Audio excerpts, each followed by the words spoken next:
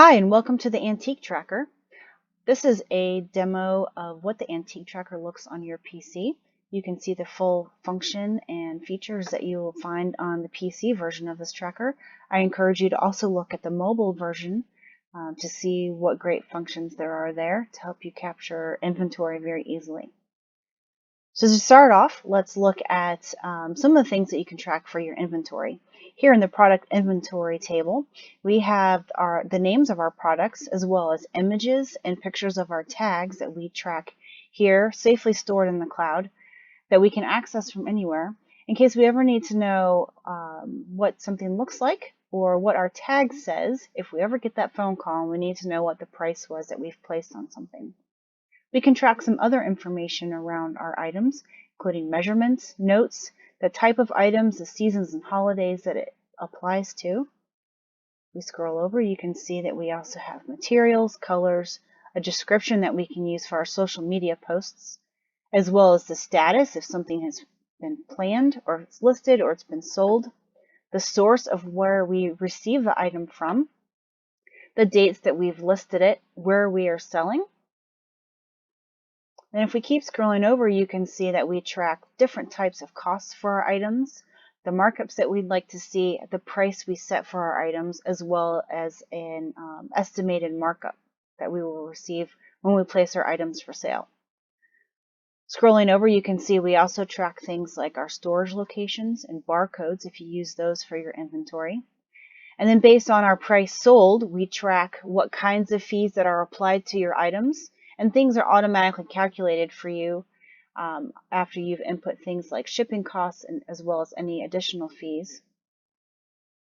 To come up with your gross profit, net profits, and where you can also adjust those in case things have been miscalculated by your vendor. To see at the bottom down here, you'll see a sum of what we've actually made, our actual gross profit and our actual net profit. Now that's a lot of information in one view. So we've also set up a number of views to help you keep track of other things very easily. So for example, you can register your sales by looking at just the fields that have to do with your sales. There's an inventory overview where you can look at your inventory and see what's going on there. There's the group by product type view, a group by status view where you can look at all your financials and see how you're doing, as well as a view to help you do some analysis on your store.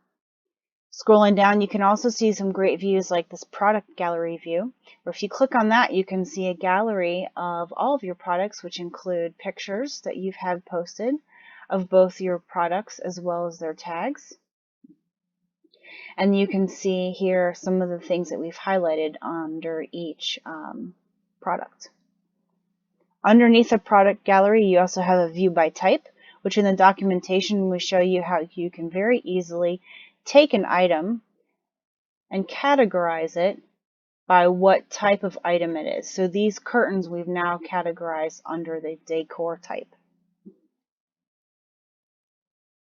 Another view is the calendar view, which I love this view because looking at some of my sales data, I actually learned that I have never sold anything on a Tuesday, which I personally find that very interesting. For my antique store, I know that Tuesday must be a good day for me to go in and reshuffle and make some changes because no one seems to be shopping my booth on that specific day.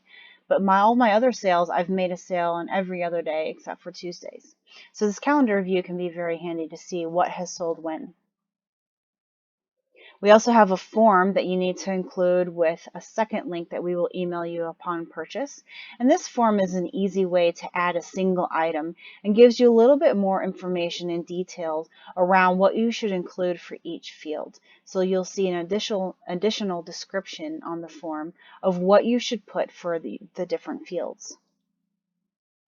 Last but not least is a social media gallery view, and in this view we've customized it to where you can see where you have advertised your different items. So you can see here this red fringe curtains item I have posted on Pinterest.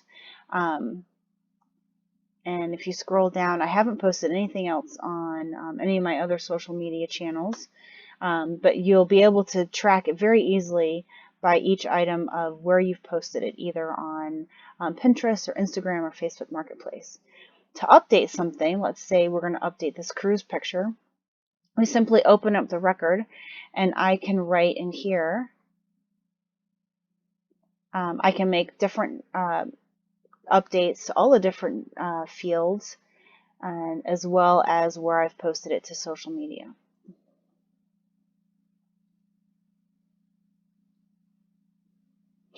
So across the top here, you'll see that we have different tables. This is the product inventory table, what all those views are based off of. We also have a sales location table, as well as a sales location fees, where both of these you can track where you're selling your items, whether it's your antique booth on eBay, Poshmark, Mercari, Etsy, etc.